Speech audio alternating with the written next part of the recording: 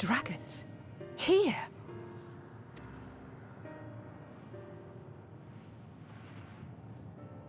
What you see is a memory of a world that once was. A world suffering a slow death, whose denizens cried out for the release of oblivion. What? Their world is dead? It is. Not a single life remains upon that husk floating in the vast emptiness. These creatures are shadow and shade, perpetuated only to suffuse dynamis with their unending lamentations.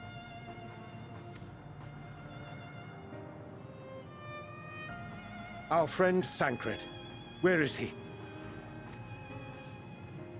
A strange question. He is at your side, is he not?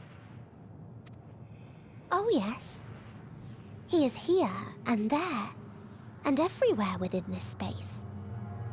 He would tell you himself if he had form to form words.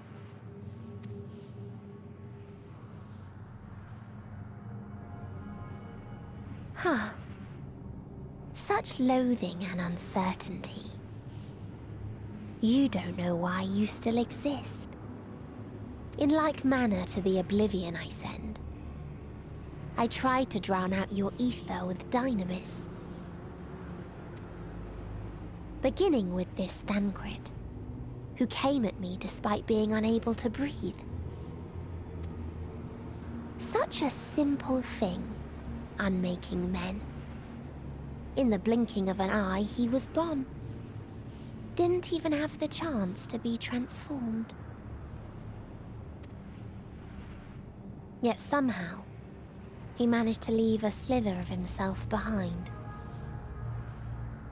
What you call the heart? Or perhaps the soul.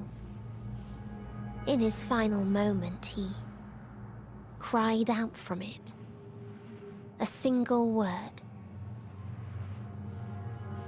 Survive. That wish proved stronger than the despair that ruled here. It overpowered it, causing this space to be remade. Into a place you can perceive, and where life can endure. That you draw breath is proof that his soul lives on. For how long, however, remains to be seen. Well then, we should hurry and tend to business.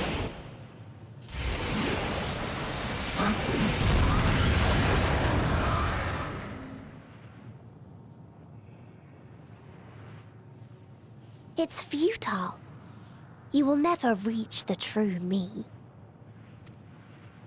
I told you, emotions dictate reality in this space. Such changes as you might work will not alter in its nature. You may see, but you cannot touch. Walk, but not advance.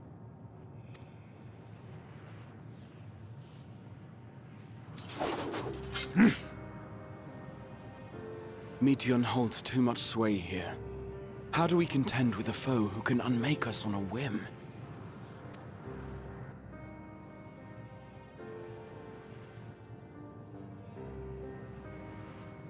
I do not know. But Thancred gave his life that we might come this far. We must press on.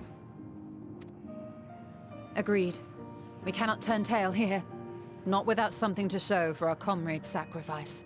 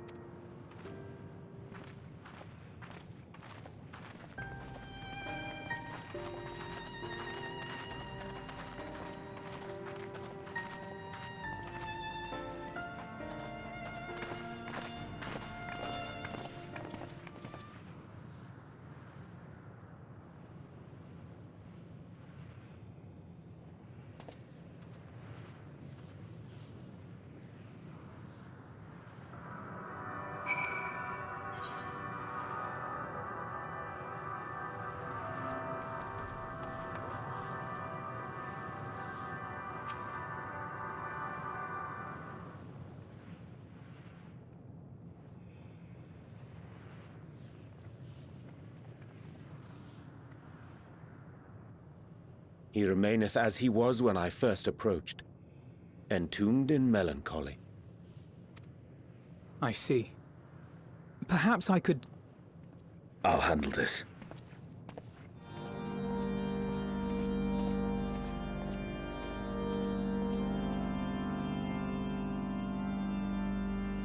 So, waiting to die like all the others, are you? This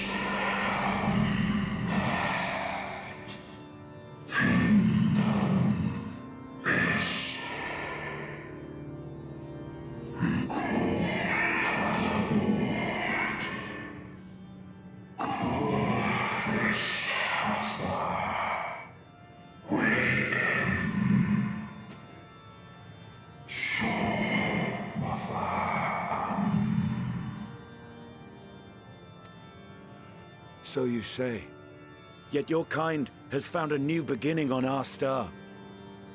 One of you braved the Expanse, bearing with him a clutch of eggs. They and their children now rule our skies, their song heard by all.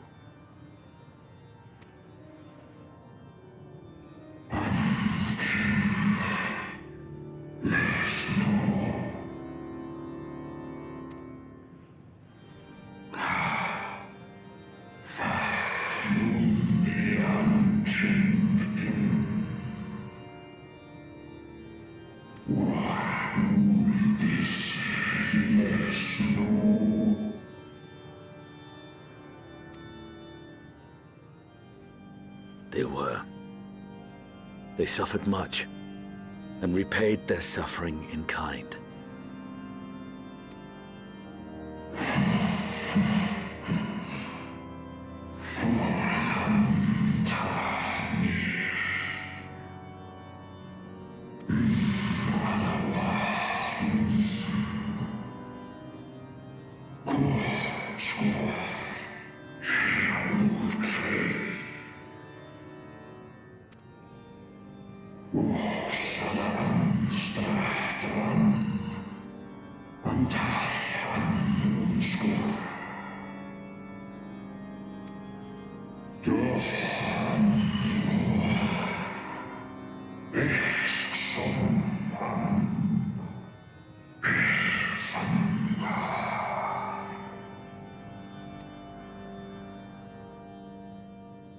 Had your brethren made the selfsame choice, my family might still be alive. Yet lasting peace does not come to those who simply retreat from conflict. No, you must be willing to confront it. To stare into the face of your foe, and see yourself in him. Only then can you break the cycle of torment and tragedy. This lesson, a dear friend taught me at the risk of his life. There is no nobility in your penance. You wallow in self-pity. And after everything we've endured, we will not let you stop us.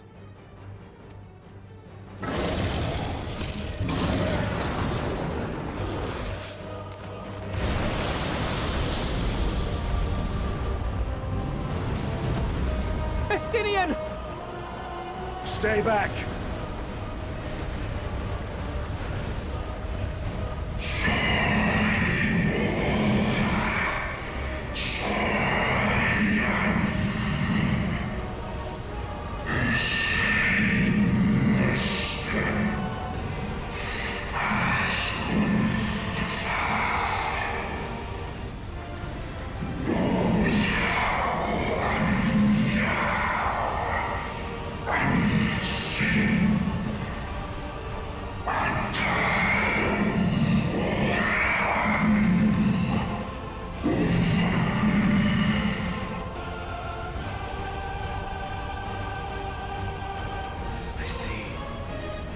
This is the emotion that bars our way. The rest is up to you.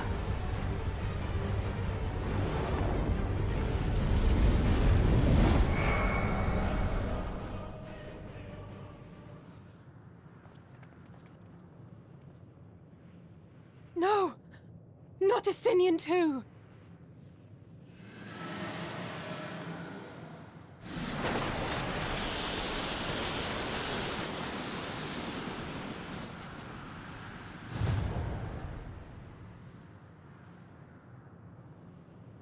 There's a wind.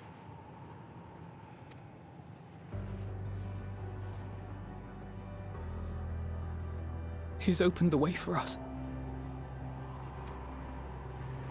Sacrificed himself to remake this place, like Thancred did.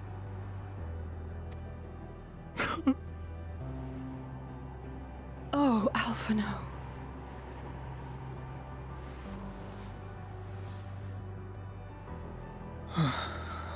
Come. Let us follow the wind. It will not lead us astray. He would not.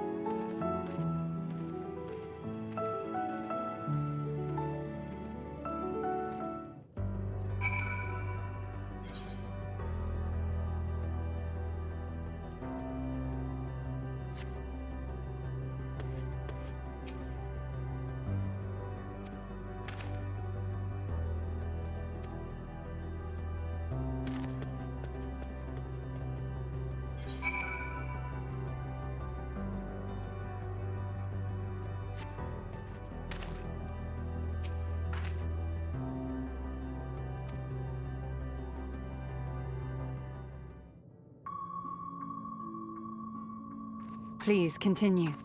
Tell us about this truth you discovered. Very well. Bear in mind, however, that the purpose of this conversation is not to impart scholarly knowledge, for such requires that you comprehend the subject matter, which you will not. We will forego the intricacies of our scientific methodology and deal only with the conclusion, the end of our society and our world. We acknowledge, with regret, that your star is in the midst of the same panic-induced cataclysm that befell Deneb III. As such, in order to avoid causing undue distress, we will refrain from explicitly stating how much time you have remaining. You are entirely too kind. I pray you recount your tale as you see fit.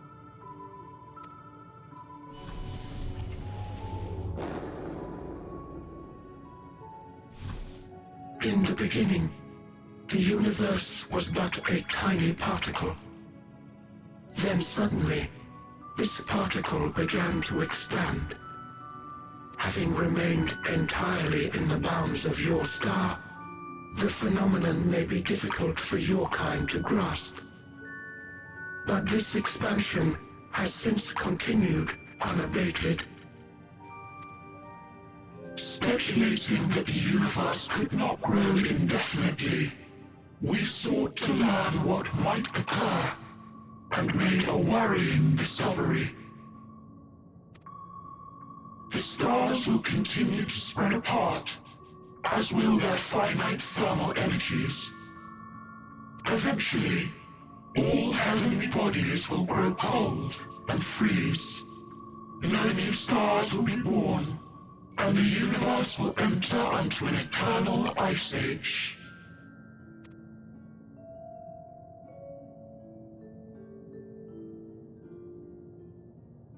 In hopes of proving that this determination was erroneous, we scrutinized our research from all angles, even as we sought to avert the everlasting winter. The endeavor proved fruitless.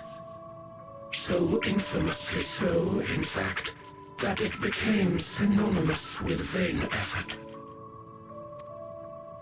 The universe as we know it would end, and there is no way to prevent it.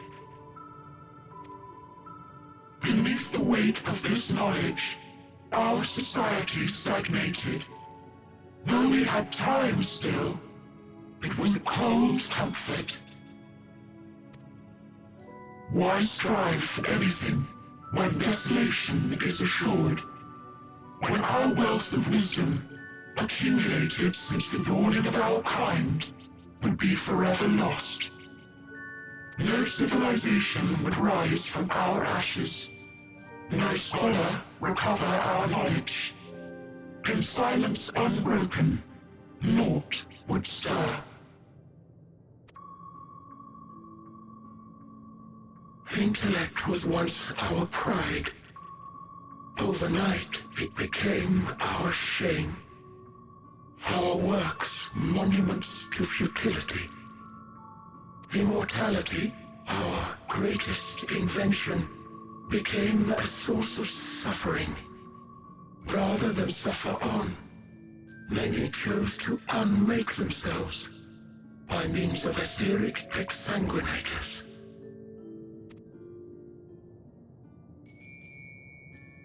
Etched upon these stones are the testaments of such souls.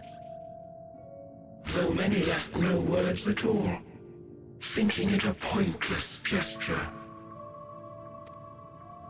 Once we have obtained vessels of flesh, we likewise intend to vanish.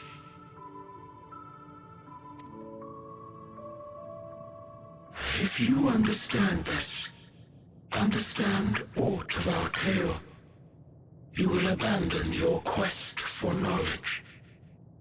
Ignorance truly is bliss. If you would cling to your illusory happiness, Remain primitive and pure. It is the only way.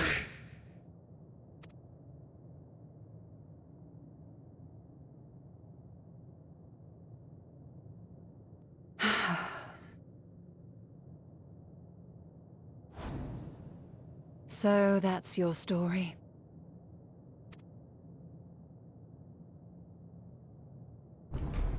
While I appreciate your advice, I will not heed it. Convinced though you may be of this truth, it is yours and not mine. Indeed, truth, I have ever believed, is in the eye of the beholder. Are you suggesting that we have reached a faulty conclusion? That our science failed us? Hardly. As you yourself said, the subject matter is beyond my comprehension. And that, I accept, is true. I do not possess the knowledge to prove or disprove your conclusion. In my mortal years, I doubt I could even approach the wisdom of the Air. But of one thing am I absolutely certain. I would not be happier in ignorance. Y'shtola, no! You mustn't!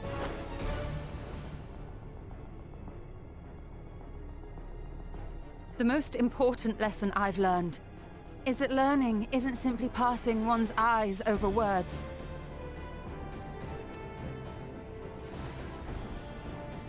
Nay, 'tis when understood for oneself that knowledge attains its true value. This is what has sustained me, driven me onward in joy and wonder, in anger and sorrow.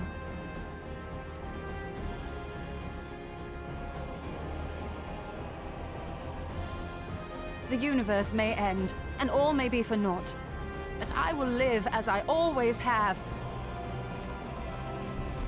I will always seek out new knowledge, and no conclusion of yours, no matter how grim, can dampen my desire.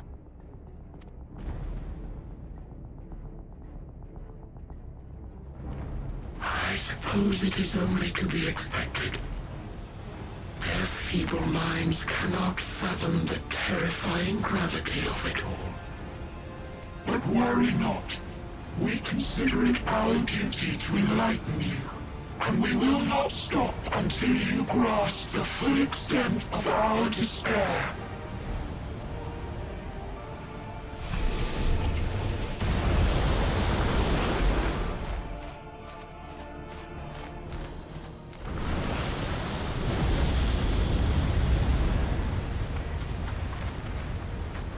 Keep calm and listen well. Though my body will soon dissipate, there may be a way to restore it. Asm's magic. So long as our souls remain, you can use it to summon us back. But you mustn't, for it would mean losing our way forward. This I only reveal so that you can promise not to invoke the magic. We came here knowing what victory may cost, so press on. Press on, and do not look back.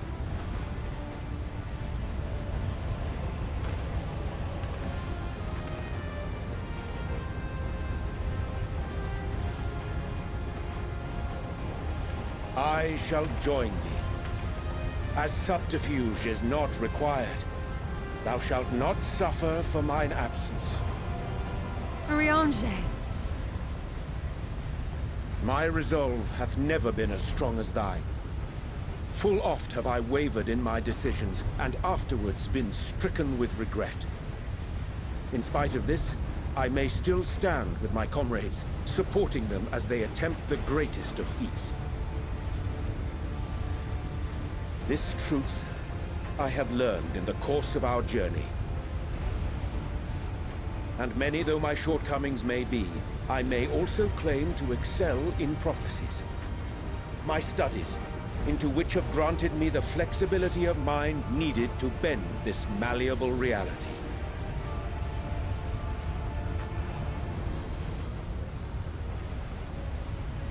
Thus shall I hope that thou mayest have the strength to resist and our comrades the strength to continue.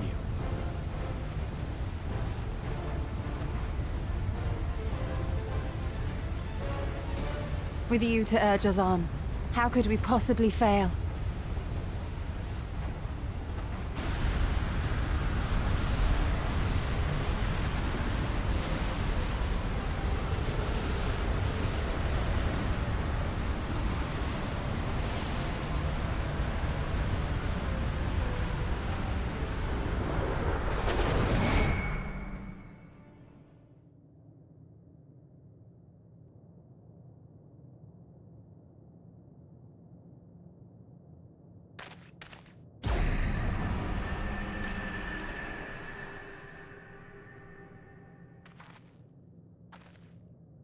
What's this?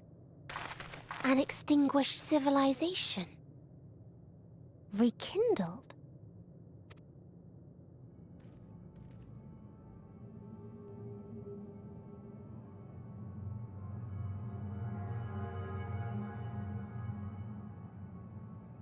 That's right.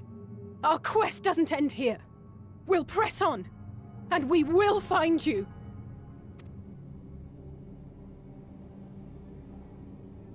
There. That's where you'll find me. Is that another star?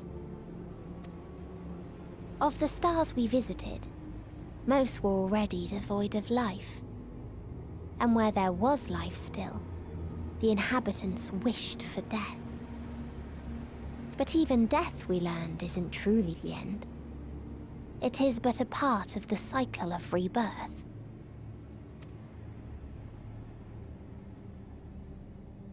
Souls return to the star, or in its absence, a larger flow. And eventually they are reborn. Alive again, to know suffering anew.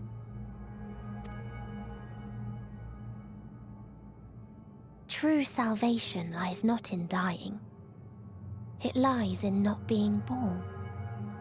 This is the gift I would give to you. To all life on beautiful Etheris. To that end, we created an egg wherein life cannot quicken.